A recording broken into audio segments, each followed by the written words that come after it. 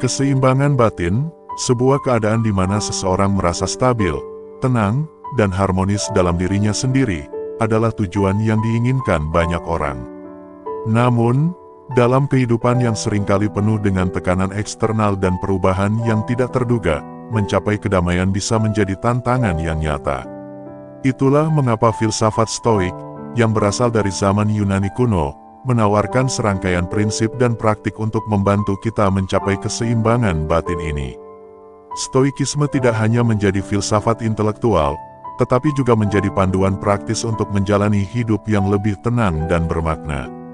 Melalui serangkaian prinsip yang diperkenalkan oleh para filsuf Stoik seperti Epictetus, Marcus Aurelius, dan Seneca, kita dapat mempelajari cara menghadapi tantangan hidup dengan lebih bijaksana dan dengan demikian mencapai kedamaian dalam diri. Mari kita telusuri 10 langkah praktis yang didasarkan pada ajaran Stoik yang akan membantu Anda menemukan keseimbangan batin dan kedamaian dalam kehidupan sehari-hari. Dengan memahami dan mengaplikasikan prinsip-prinsip ini, Anda akan dapat melangkah lebih dekat ke arah kehidupan yang lebih harmonis dan memuaskan. Nomor 1. Terima apa yang dapat Anda kendalikan, dan biarkan yang lainnya. Dalam menjalani kehidupan, kita seringkali dihadapkan pada situasi-situasi yang di luar kendali kita. Terlepas dari seberapa keras kita berusaha, terdapat aspek-aspek dari kehidupan yang tidak dapat kita kontrol. Namun, di tengah-tengah ketidakpastian ini, filsafat Stoik menawarkan sebuah pandangan yang kuat, terima apa yang dapat Anda kendalikan, dan biarkan yang lainnya. Konsep ini tidak hanya sekadar saran bijak, tetapi merupakan inti dari ajaran Stoikisme. Stoikisme mengajarkan kita untuk memahami perbedaan antara apa yang dalam kendali kita dan apa yang tidak. Ini bukan berarti kita harus pasif atau mengabaikan hal-hal di luar kendali kita, tetapi lebih kepada fokus pada tindakan dan sikap yang dapat kita kontrol. Misalnya, kita mungkin tidak dapat mengendalikan cuaca, keputusan orang lain, atau peristiwa global yang berdampak pada kehidupan kita. Namun, kita memiliki kendali atas bagaimana kita merespons situasi-situasi ini. Kita dapat memilih untuk merespons dengan bijaksana, dengan penuh keberanian, dan dengan empati, meskipun kita tidak memiliki kendali atas apa yang sebenarnya terjadi. Terima dengan lapang dada hal-hal di luar kendali kita merupakan langkah pertama menuju keseimbangan batin. Ini adalah tentang melepaskan keinginan untuk mengontrol segalanya dan mengakui bahwa ada banyak hal di dunia ini yang berada di luar kendali kita. Dengan menerima kenyataan ini, kita dapat mengurangi stres, kecemasan, dan frustrasi yang disebabkan oleh upaya kita untuk mengendalikan segala sesuatu. Jadi, pada akhirnya, pesan Stoikisme adalah tentang kebijaksanaan. Kita diajak untuk mengalihkan fokus dari hal-hal yang tidak dapat kita kontrol dan mengarahkannya pada hal-hal yang dapat kita kendalikan, pikiran, sikap, dan tindakan kita. Dengan demikian, kita dapat menemukan kedamaian dan keseimbangan dalam diri kita, bahkan di tengah-tengah ketidakpastian hidup. Nomor 2. Latih kesadaran diri. Kesadaran diri adalah kemampuan untuk melihat, merasakan, dan memahami diri kita sendiri secara lebih dalam. Ini adalah kunci untuk mengembangkan kontrol diri dan keseimbangan emosional dalam hidup kita. Dalam ajaran Stoikisme, kesadaran diri dianggap sebagai fondasi untuk memahami diri kita sendiri dan bagaimana kita bereaksi terhadap dunia di sekitar kita. Langkah pertama dalam melatih kesadaran diri adalah dengan meluangkan waktu untuk merenung. Ini bukan hanya tentang duduk diam dan berpikir, tetapi lebih tentang memberikan diri kita waktu dan ruang untuk mengeksplorasi pikiran, perasaan, dan reaksi kita terhadap situasi tertentu. Luangkan waktu sejenak setiap hari untuk duduk dalam keheningan, tanpa gangguan, dan biarkan pikiran Anda mengembara. Saat Anda merenung, perhatikan apa yang muncul dalam pikiran Anda. Apakah itu kekhawatiran tentang masa depan, penyesalan tentang masa lalu, atau perasaan cemas tentang situasi saat ini? Jangan menilai atau mengekspresikan kejadian-kejadian ini, tetapi sekadar perhatikan dan terima dengan lapang dada. Selain itu, perhatikan juga reaksi emosional Anda terhadap situasi sehari-hari. Bagaimana Anda merasa ketika dihadapkan pada tantangan atau konflik?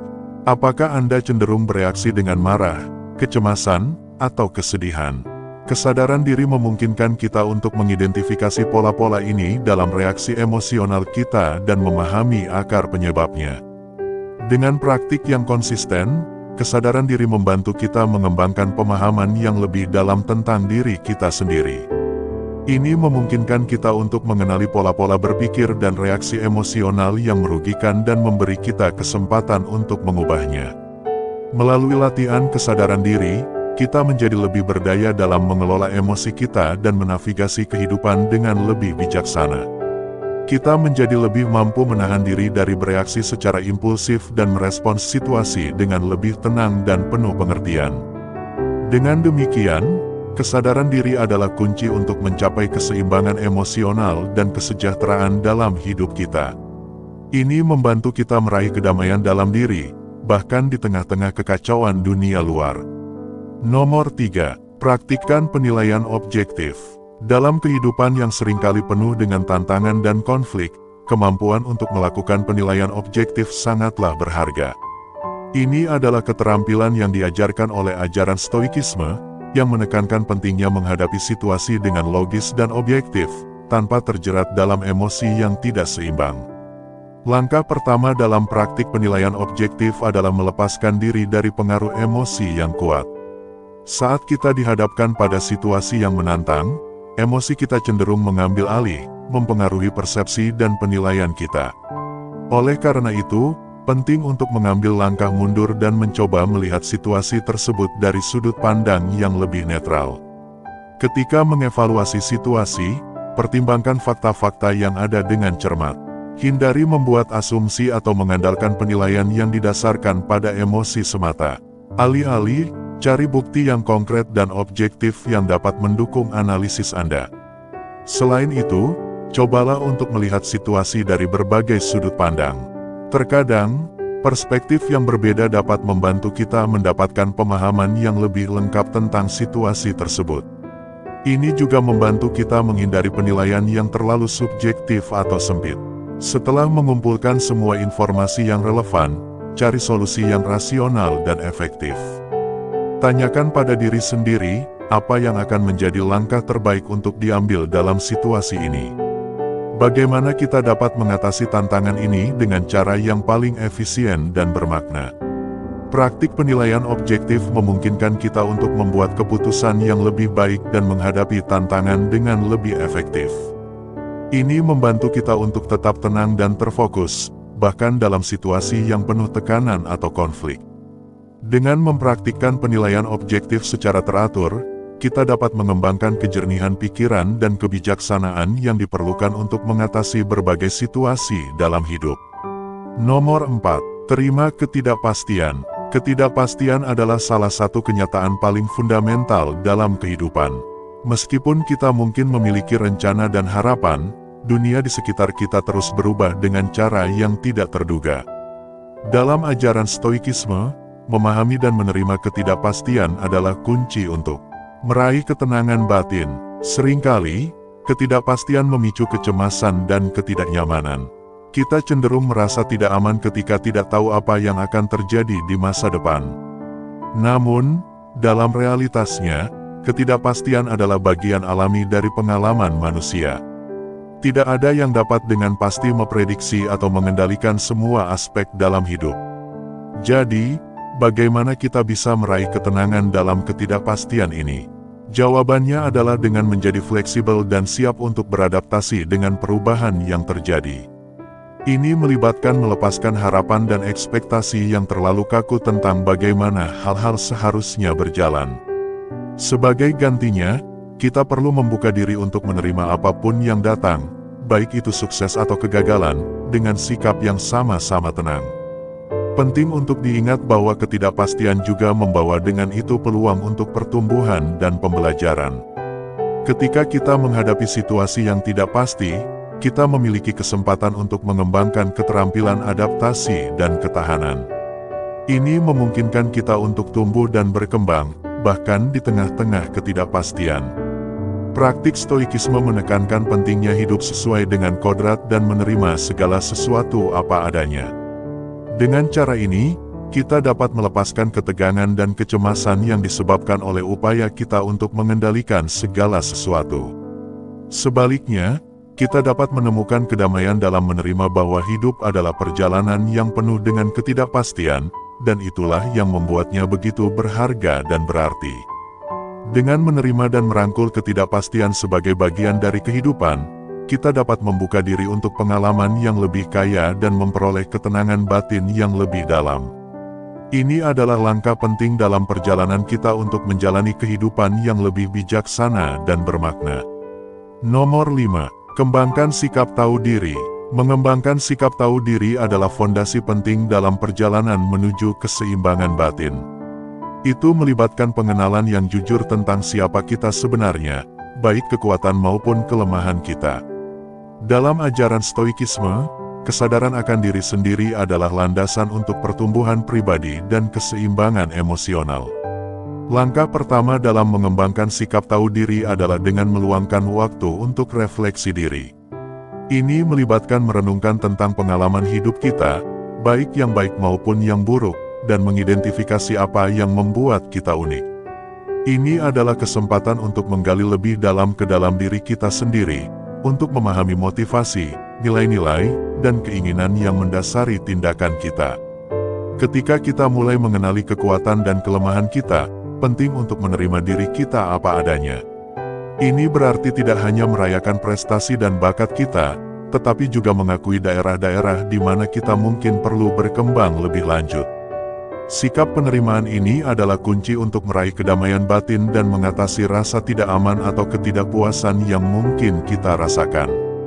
Namun, mengembangkan sikap tahu diri tidak berhenti hanya pada pengenalan, ini juga melibatkan komitmen untuk pertumbuhan dan perbaikan pribadi. Sebagai manusia, kita selalu berada dalam proses pembelajaran dan pertumbuhan. Dengan fokus pada pengembangan diri, kita dapat meningkatkan kekuatan kita yang ada dan mengatasi kelemahan kita. Salah satu prinsip penting Stoikisme adalah prinsip Prokopton, yang merupakan konsep tentang kemampuan manusia untuk berkembang dan berubah. Ini menekankan bahwa kita memiliki kemampuan untuk menjadi versi yang lebih baik dari diri kita sendiri melalui usaha dan latihan yang terus-menerus. Dengan mengembangkan sikap tahu diri yang mendalam, kita dapat menemukan keseimbangan batin yang lebih besar. Ini memungkinkan kita untuk hidup secara otentik, menghargai keunikan dan potensi kita sendiri, sambil tetap terbuka untuk pertumbuhan dan perbaikan. Dengan demikian, sikap tahu diri adalah kunci untuk menjalani kehidupan yang bermakna dan memuaskan. Nomor 6. Latih empati dan altruisme. Dalam kehidupan yang seringkali terfokus pada kebutuhan dan keinginan pribadi, praktik empati dan altruisme adalah jalan untuk menemukan kedalaman dalam hubungan dengan sesama manusia. Dalam ajaran Stoikisme, empati dan altruisme dianggap sebagai landasan penting untuk mencapai keseimbangan batin dan kebahagiaan yang sejati. Empati adalah kemampuan untuk memahami dan merasakan pengalaman orang lain dari sudut pandang mereka sendiri. Ini melibatkan keinginan yang kuat untuk berempati dengan orang lain, untuk memahami perasaan dan perspektif mereka tanpa menghakimi. Ketika kita mempraktikkan empati, kita memperluas pemahaman kita tentang dunia di sekitar kita dan meningkatkan koneksi emosional dengan orang lain. Altruisme, di sisi lain, adalah sikap belas kasihan dan kepedulian terhadap kesejahteraan orang lain tanpa mengharapkan imbalan apapun. Ini melibatkan pengorbanan diri untuk kepentingan orang lain dan tindakan pemberian yang tulus. Ketika kita berbuat baik kepada orang lain dengan tulus, kita tidak hanya memberikan manfaat kepada mereka, tetapi juga menciptakan rasa kepuasan dan kebahagiaan yang mendalam dalam diri kita sendiri. Melibatkan diri dalam praktik empati dan altruisme membantu mengurangi egoisme dan egosentrisme yang mungkin ada dalam diri kita. Ini memungkinkan kita untuk melihat dunia dari sudut pandang yang lebih luas dan menghargai keragaman pengalaman manusia. Selain itu, ini juga membantu kita untuk mengatasi rasa kesepian dan isolasi dengan menciptakan hubungan yang lebih dalam dan bermakna dengan sesama. Praktik Stoikisme menekankan pentingnya berkontribusi pada kesejahteraan umum dan berbagi kebaikan dengan orang lain. Ini adalah manifestasi dari prinsip kosmopolitisme stoikisme, yang menegaskan bahwa kita semua adalah bagian dari satu komunitas manusia yang lebih besar. Dengan melihat diri kita sebagai bagian dari sesuatu yang lebih besar dari diri kita sendiri, kita dapat meningkatkan rasa koneksi dengan sesama dan merasakan kedamaian yang lebih dalam hidup kita. Dengan demikian, empati dan altruisme bukan hanya tindakan kebaikan, tetapi juga jalan untuk menemukan makna dan kepuasan yang lebih besar dalam hidup kita. Ini membawa kedamaian batin yang sejati dan mengarahkan kita menuju kehidupan yang lebih berarti dan memuaskan. Nomor 7. Hadapi ketakutan dan kecemasan.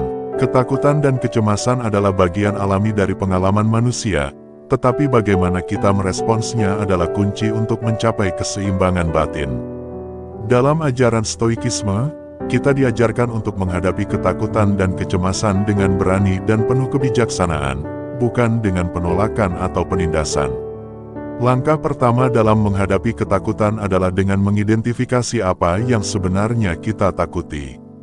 Terkadang, ketakutan dapat muncul sebagai reaksi alami terhadap situasi yang tidak diketahui atau tidak terduga. Dengan mengidentifikasi akar penyebab ketakutan kita dapat mengatasi rasa takut dengan lebih efektif. Setelah mengidentifikasi ketakutan kita, langkah selanjutnya adalah menghadapinya dengan penuh keberanian dan kebijaksanaan. Ini melibatkan pengakuan bahwa ketakutan adalah bagian alami dari kehidupan dan bahwa kita tidak dapat menghindarinya sepenuhnya. Namun, kita memiliki kendali atas bagaimana kita merespons ketakutan tersebut. Stoikisme menawarkan berbagai strategi untuk menghadapi ketakutan dengan berani. Salah satunya adalah dengan mempersiapkan diri secara mental dan emosional untuk menghadapi ketakutan tersebut. Ini melibatkan visualisasi diri kita menghadapi ketakutan dengan keberanian dan ketenangan, serta mempersiapkan rencana tindakan yang konkret untuk mengatasi ketakutan tersebut. Selain itu, praktik stoikisme juga mengajarkan pentingnya mempertahankan sikap yang bijaksana dalam menghadapi ketakutan. Ini berarti tidak membiarkan ketakutan menguasai kita atau mengarahkan tindakan kita, tetapi tetap mempertahankan kontrol diri dan keseimbangan emosional.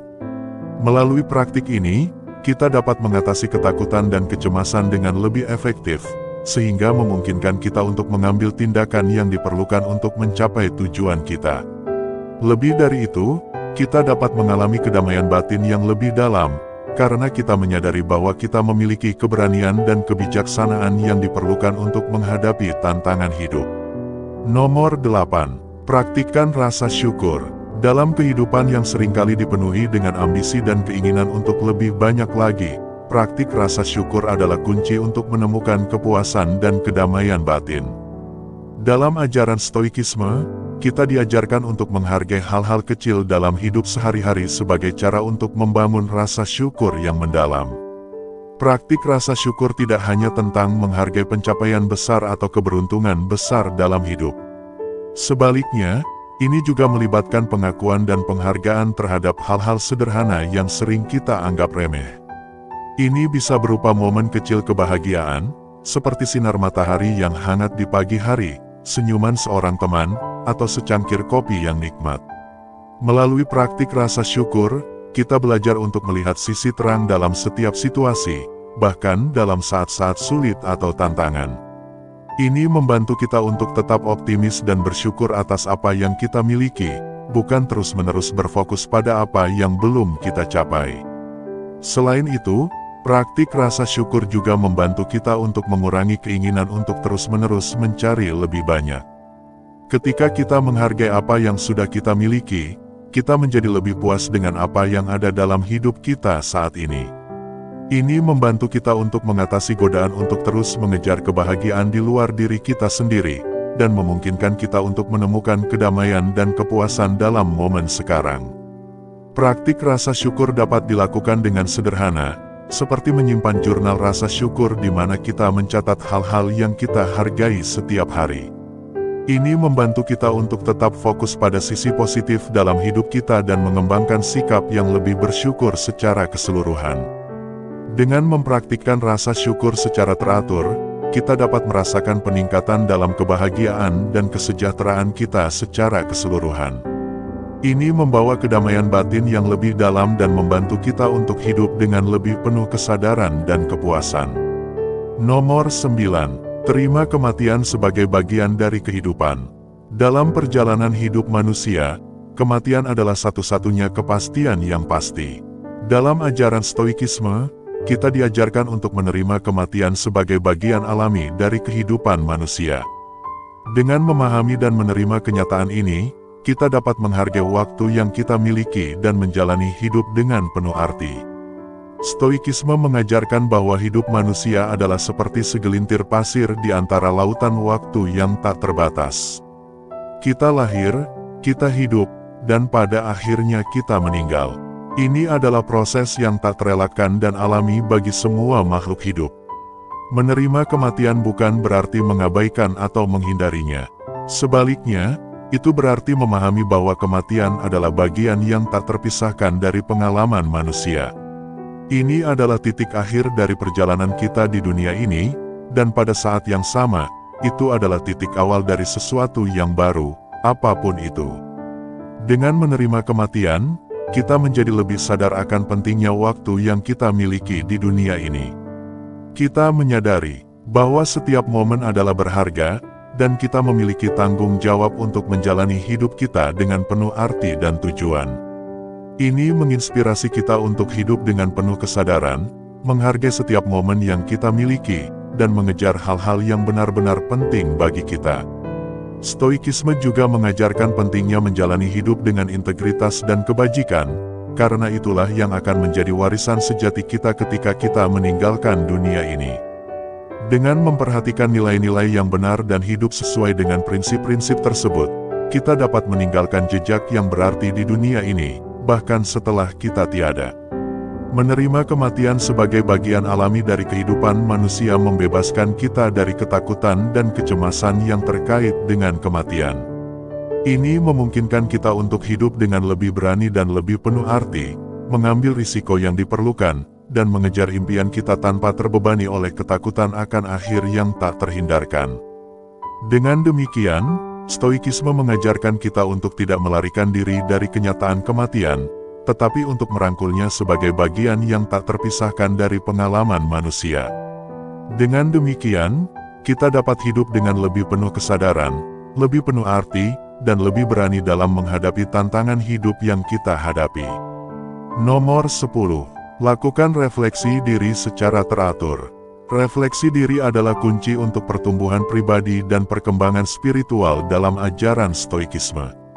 Ini melibatkan pengambilan waktu secara teratur untuk merenungkan pengalaman, kesalahan, dan prestasi kita, serta belajar dari mereka untuk terus berkembang.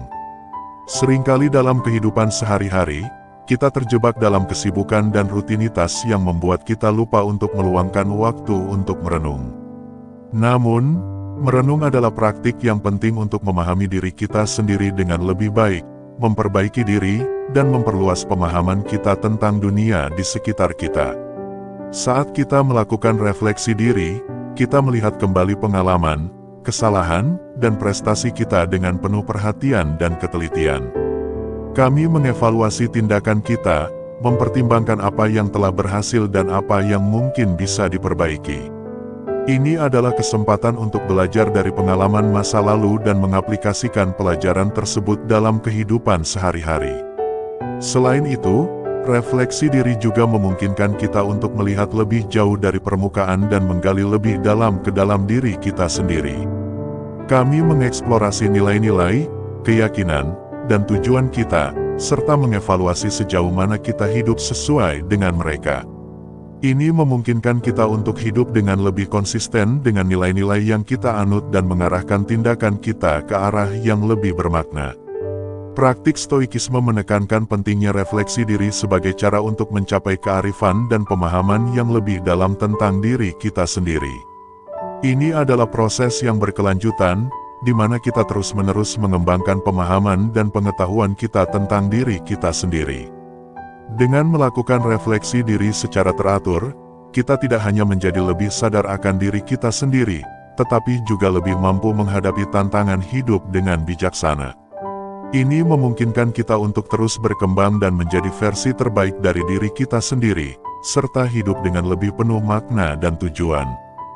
Dengan mengikuti langkah-langkah ini dan menerapkan prinsip-prinsip stoikisme dalam kehidupan sehari-hari, Anda dapat memperkuat keseimbangan batin Anda, mengurangi stres, dan mengalami kedamaian yang lebih dalam hidup Anda. Stoikisme bukan hanya sebuah filsafat, tetapi juga panduan praktis untuk mencapai kebijaksanaan dan kebahagiaan yang sejati.